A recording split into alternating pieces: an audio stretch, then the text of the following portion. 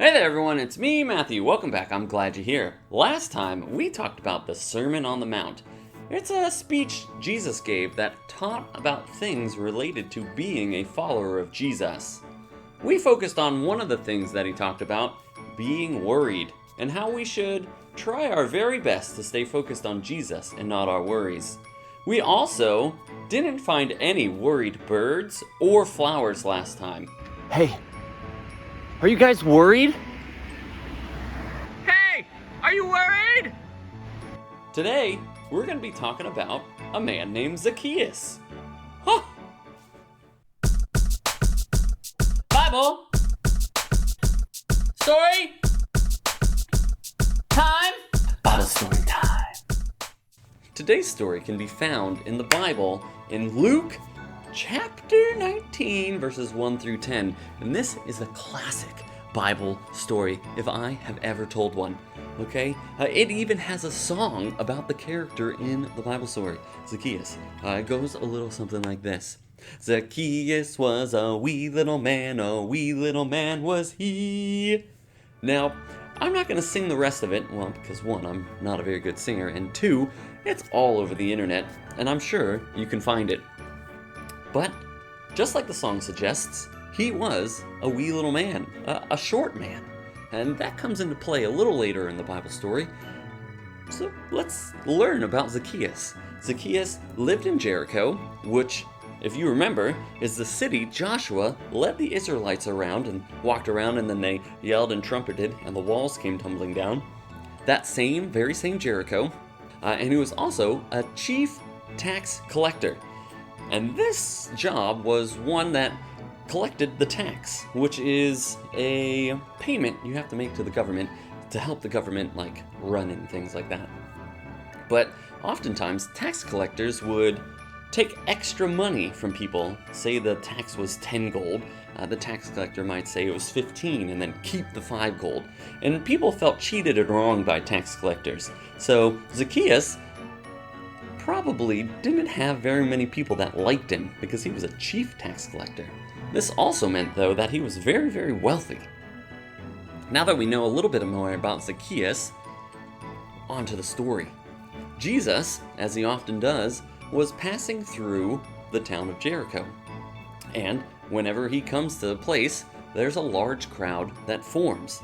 Everybody in Jericho wanted to see Jesus because they heard about the things that he was saying about God and about the miracles that he was doing, so everybody went to go see him. Zacchaeus also wanted to go see Jesus, but he got there a little behind the large crowd, and being a short man, he couldn't see. He was probably on his tippy toes, hey, I want to see Jesus. Maybe he tried to look through some legs. He was like, oh, no. And unfortunately, Zacchaeus couldn't see through the crowd, over it or under it. So what does he do? He looks around and he goes, Jesus is going this way. There's a tree over there, a sycamore tree. I'll put it up somewhere over here so you know what a sycamore tree looks like, because I didn't know until I looked it up. And Zacchaeus goes and climbs the sycamore tree to see Jesus. So he's up there, he climbs, and being a short man, you'd think maybe he would not be a good tree climber, but apparently professional, just gets straight up the tree, and he's looking for Jesus. And moments later, Jesus is at the bottom of the tree, looking up at Zacchaeus. Zacchaeus looking down. Might have been a little awkward for a moment, but then Jesus said to Zacchaeus, Zacchaeus, come down immediately. I'm staying at your house today. Huh. Question. How do you think Zacchaeus reacted? Talk about it.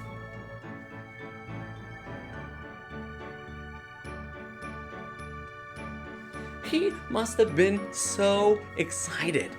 Because you gotta think about it. He was a chief tax collector. I'm sure not a lot of people were like, hey Zacchaeus, I'm staying at your house today. Remember, people didn't like him. So for Jesus to come and say this to him, oh boy, it must have been exciting. And it does tell us in the Bible that he came down quickly from the tree and welcomed Jesus gladly. But unfortunately, there were other people there who got a little mad by this.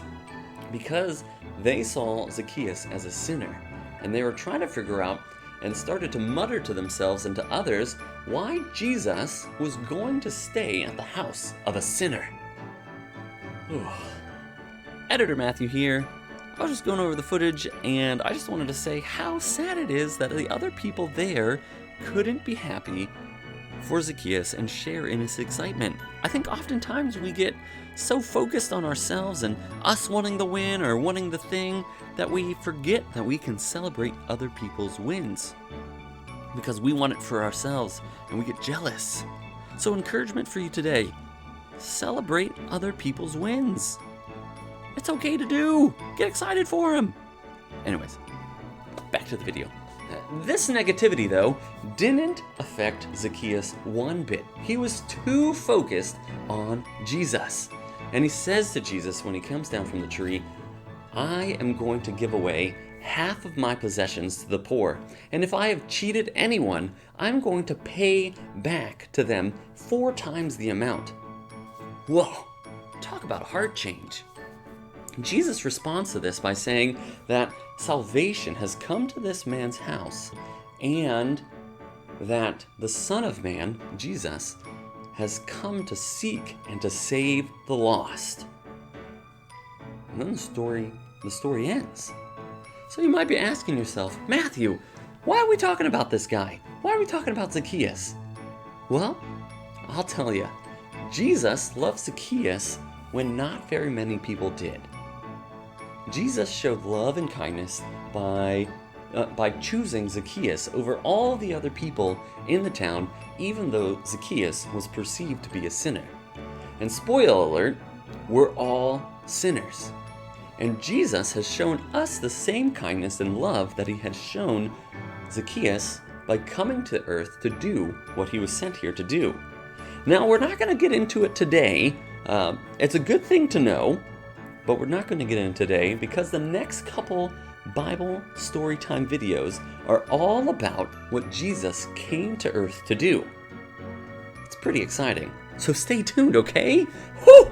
And as always, a final thought for us today. The thing I want you to go do is to go figure out what Jesus came to earth to do. Now, you might already know, which is fantastic, but if you don't, go talk to a trusted adult or friend about it and see if they know. And or you could re-watch some old Bible storytime videos because, guess what? We've talked about it. Whew! Exciting, I know. So until next time, I'll see you later. Bye!